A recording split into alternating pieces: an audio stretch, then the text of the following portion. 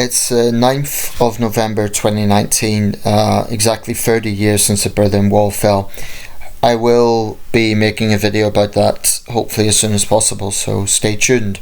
But for now I just want to talk about a term that I came across on a thread. It's a term I've heard before, but I want to just explore this a little bit because I think it gets into so-called progressive culture, and yeah, it's just something that's entered the sort of lexicon of vocabulary in recent years, and I think it needs to be challenged.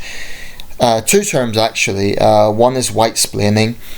This is something that Baroness Varzi used in response to Matt Hancock's position on alleged Islamophobia within the Tory party. Now, I don't like the term Islamophobia, but leaving that aside, this was a response that she made to his position on that. I don't know what he supposedly said, but frankly it doesn't really matter, because whatever he said, whether it was right or wrong, Whitesplaining is clearly a racially provocative pejorative.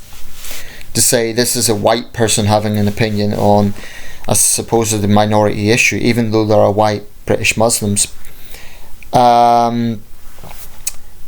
So, you know, that's just a way of saying, oh, you're white, you can't have an opinion. Or if you're white and you're having an opinion, you're talking down to me as a minority person. And in a similar way is the term mansplaining. This is used by feminists to basically say, how dare you have a different point of view than me. Well, more specifically, it's used by feminists to say that a man is patronising them.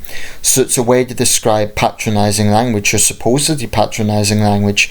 But here's the thing, whether or not the language is patronising is subjective. What one person sees as patronising, another person may just see as robust differences of opinion.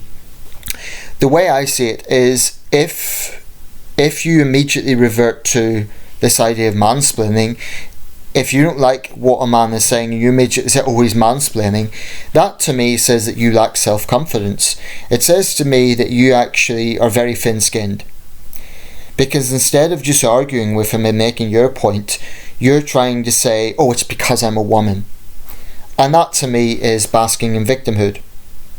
You know, in a world where women really do suffer persecution, that sort of mentality is just a bit pathetic. And I've no time for it. I saw this exchange in the Australian Parliament, or a video from the Australian Parliament, and a woman senator was, I don't know what the committee was about, but she was criticising a male senator in the committee hearings, and he actually took her up on this. She said, she used the term mansplaining in reference to him, and he immediately got into holding her to account for saying that, because the point here was, if, you know, a man had used a sort of term like womansplaining, a gender specific term, then it would be, you know, immediately deemed to be sexist. But of course feminists get away with it because they just bask in victimhood, and oh, it's because this man's patronising me.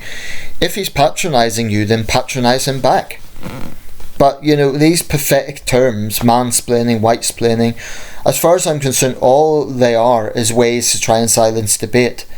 You know, if you have any self-confidence, if you really believe in your argument, then just make the argument. Don't have this mentality, it's because I'm a minority, it's because I'm a woman. You know, get over yourselves. Stop basking in victimhood. And I would say, by the way, I would say the same thing if a white guy always sort of said, oh, it's because I'm a white man, when it probably isn't. So, you know, this self-pitying mentality is very off-putting, because it seems desperate, and it's a way of silencing debate.